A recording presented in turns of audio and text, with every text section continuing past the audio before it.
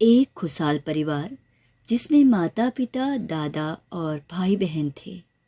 उन्हें अपनी खुशियों पर नाज था। एक दिन ऐसा आया जब पिता ने साथ छोड़ दिया। अपने बेटे के चले जाने से दादाजी को बेहद अफसोस था, पर उन्होंने अपनी बहू और अपने पोते पोती के भविष्य को स्थान दिया और अपने गमों को छोड़कर नई राह पर चलने का जज्बा अपने घर वालों को दिया। लेकिन एक साल बाद ही उनके पोते की एक दुर्घटना में मृत्यु हो गई। मैं चंद्रा दीदी और आप मुझे सुन पाते हैं उत्तराखंड मुक्त विश्वविद्यालय के सामुदायिक रेडियो हेलो हल्द्वानी में 91.2 एफएम पर बच्चों की दुनिया में। तो आज की कहानी है दुख क्या है। तो आइए सुनते हैं ये कहानी। यह वक्त बहुत गंभीर था, पर इस वक्त में भी दादाजी और उनकी बहू ने संयम से काम लिया। घर की बेटी की ओर ध्यान देते हुए आगे बढ़े। समय के साथ ढलती उम्र के कारण दादाजी ने भी विदा ले ली। अब घर में बस माँ और उनकी बेटी थी। एक खुशहाल परिवार बिखर गया था। अब बेटी बड़ी हो रही है, जिसके जीवन के अहम फैसले उसके सामने हैं, पर मन में उदासी और बेचैनी है। महज 14 वर्ष की आयु में पिता और फिर भाई को खो देने की तकलीफ है, पर हमेशा अपनी माँ की सीख पर जीवन में आगे बढ़ती रही।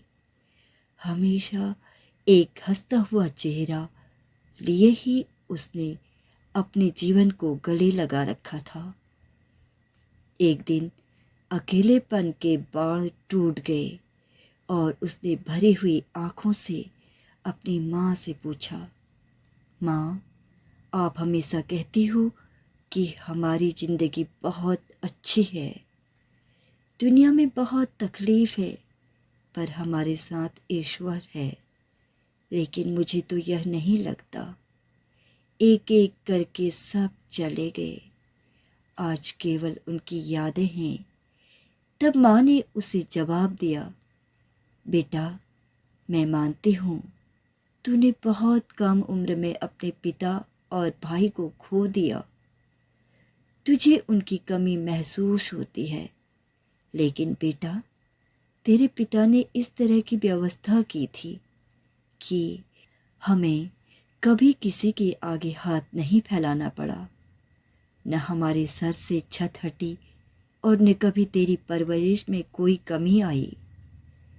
तेरे और मेरे नसीब में उन सब से दूर जाना तय था, पर ईश्वर में विश्वास रखते हुए हमने हमेशा उनका आदर करके जिंदगी को गले लगाया। उस कारण ही हमें इस दुख को सहन करने की ताकत मिली। अगर यह हिम्मत नहीं होती तो आज हमारी जिंदगी एक अभिशाप बन जाती। तो बच्चों, खुशी और गम एक ही सिक्के के दो पहलू हैं और हर एक पहलू जिंदगी में दस्तक देता है। बस व्यक्ति को गम को बड़ा नहीं बल्कि छोटा करके देखना चाहिए। तो मिलते हैं अगली कहानी में अगले रविवार।